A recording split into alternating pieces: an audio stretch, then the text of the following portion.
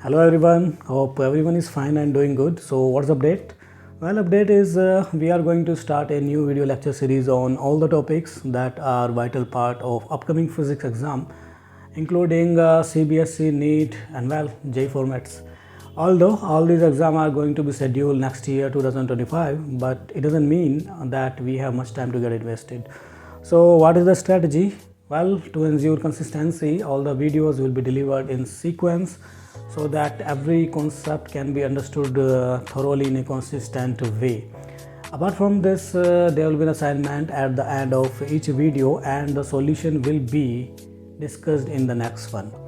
Meanwhile, if you have any question, any query, then please reach out to me in the comment box and then definitely I will be replying back to you soon. Please watch each video very carefully without skipping them because consistency is the key to success.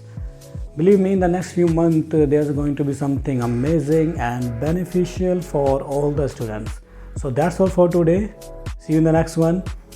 So stay tuned for further updates.